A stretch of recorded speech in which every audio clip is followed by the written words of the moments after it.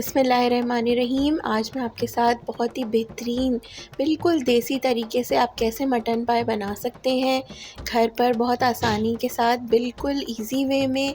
और इसका जो शोरबा होगा वो बहुत ही लेज़दार और गाढ़ा होगा, जायका बहुत बेहतरीन होगा।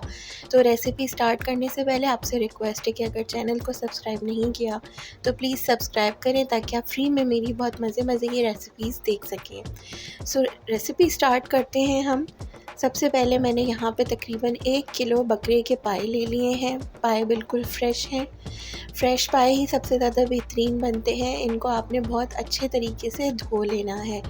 तो आप चाहें अगर आसानी से नहीं साफ़ हो तो इसके लिए एक टिप है कि आप आटे की मदद से मसल कर भी इसको अच्छी तरीके से धो सकते हैं।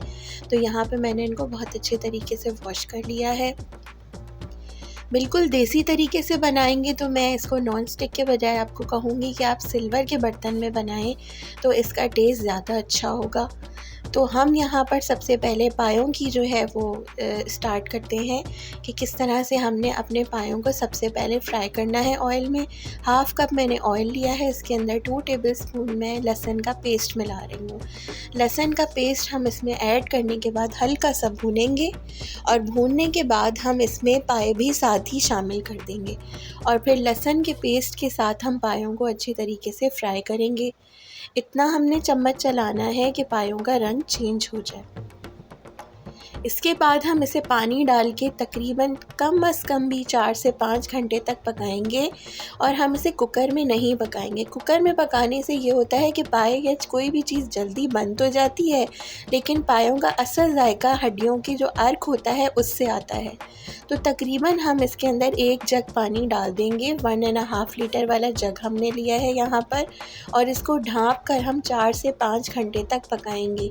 तो जितना आप इसको पकाएंगे बहुत अच्छा अर्क हड्डियों का निकलेगा और इसी से पायों का असल जायका बनता है। तो यहाँ पे 2 अदद बड़ी मैंने प्याज़ें ली हैं और उनको मैंने ऐसे मोटा मोटा कट कर लिया है। सिल्वर का ही हम एक अलग से पतीला लेंगे, उसके अंदर हम इसका मसाला बनाना तैयार करेंगे।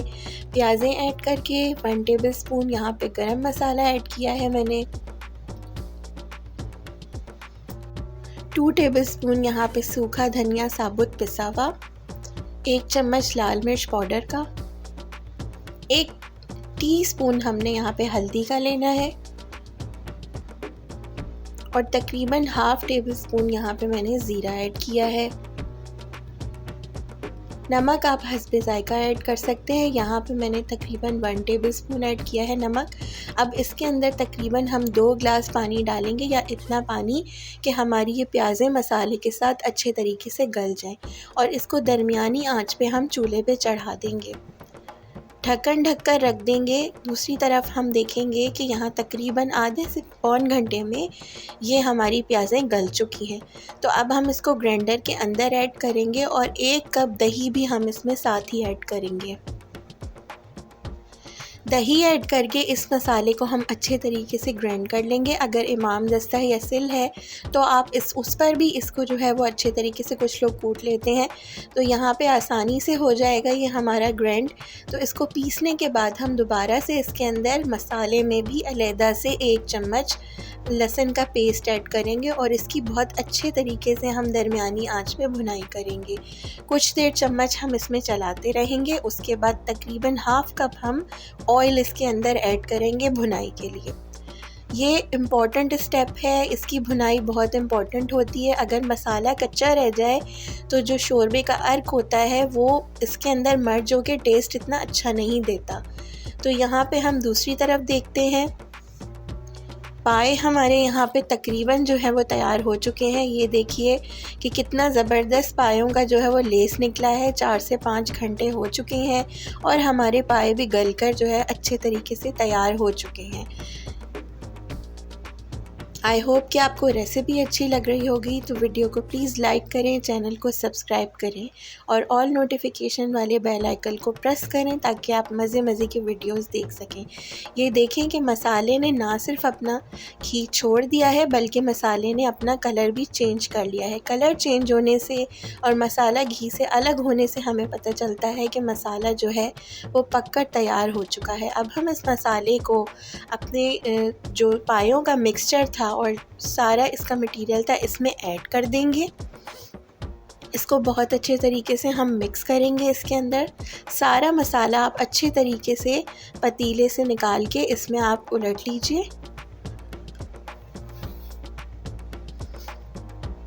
और इसे फिर आप अच्छे तरीके से मिक्स कर लीजिए। मिक्स करने के बाद आप इसे कुछ देर पकाएं, यहाँ तक कि आपका शोरबा पककर अच्छे तरीके से तैयार हो जाए। ये देखें कि कैसा लेसदार गाढ़ा जो है वो पायों का शोरबा तैयार हो चुका है। यहाँ हमारे पाए जो हैं बेहतरीन से तैयार हो चुके हैं।